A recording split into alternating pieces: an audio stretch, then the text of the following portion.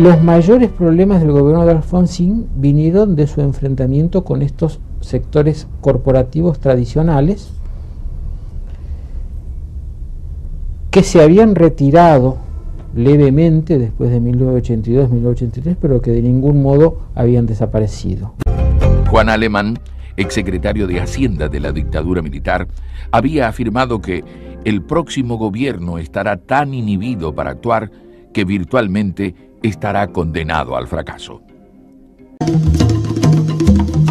Las políticas redistributivas de Greenspoon, que algunos compararon con las aplicadas durante el gobierno del doctor Arturo Illia entre 1963 y 1966, fueron vistas como dirigistas y similares a las que siempre había utilizado el peronismo histórico.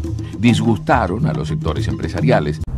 Ya que en septiembre de 1984 fue la última vez que el trabajador, de una escala de 100 a 100, costo de vida salario, estaba en un 83%.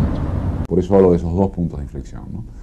El desarrollo del plan austral, bueno, y su caída, ¿no?, hasta el plan primavera y luego después, en cuanto a una democracia con justicia social, digamos, con una distribución de la riqueza mucho más equitativa.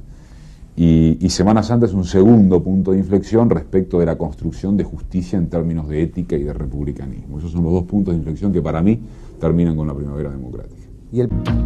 Mientras tanto, George Bush reemplazó a Ronald Reagan en la presidencia de los Estados Unidos y continuó el boicot financiero contra nuestro país. Los bancos privados extranjeros, ante una eventual derrota del radicalismo en las próximas elecciones de mayo, exigieron que el gobierno reanudara los pagos de la deuda. Cuando la gente de la economía advirtió que las encuestas daban triunfante al doctor Menem, quisieron saber qué era lo que proponía el candidato del Partido Justicialista. ¿Y qué proponía? Una revolución industrial, con un salariazo, con disminución de impuestos y no aumento de tarifas. Evidentemente todos salieron corriendo hacia el dólar y se originó un proceso, una escalada inflacionaria, que así llegamos a las elecciones. Hicimos muy buena elección a pesar de todo, con tantos elementos en contra.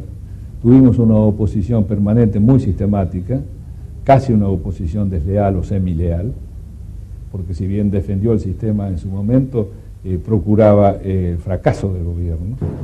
En febrero de 1989 se produjo un verdadero golpe de mercado, cuando los principales grupos económicos retiraron sus depósitos de los bancos, retuvieron las divisas producidas por las exportaciones y demoraron el pago de impuestos.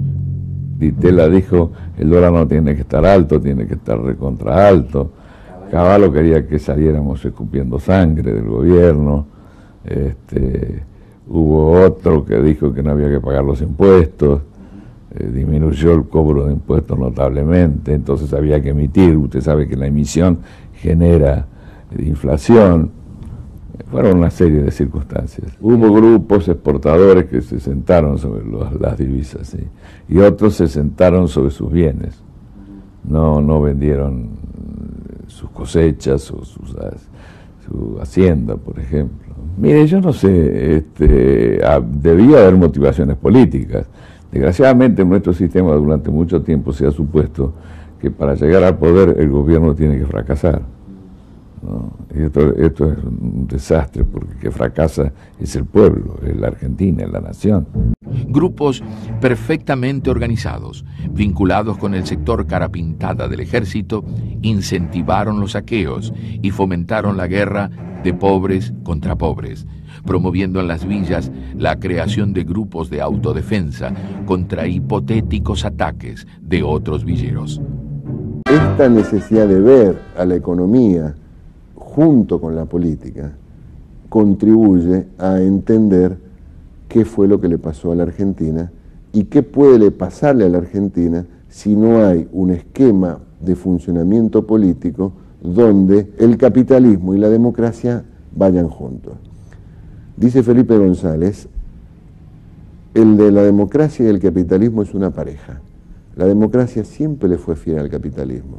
El capitalismo muchas veces le puso los cuernos a la democracia. La hiperinflación fue el resultado de varias cosas, ¿verdad? Yo creo que ya todo el mundo estaba contra nosotros.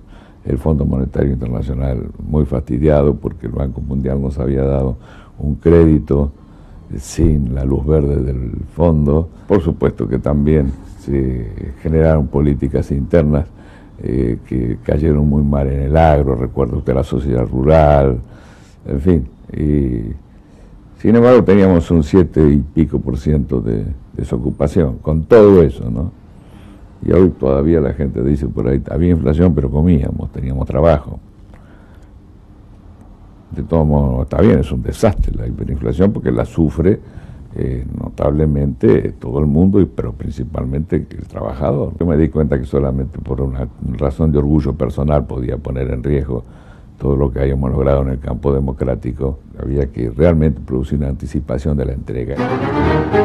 El 8 de julio de 1989, Carlos Menem, acompañado por su vicepresidente Eduardo Duhalde, asumía la presidencia de la República.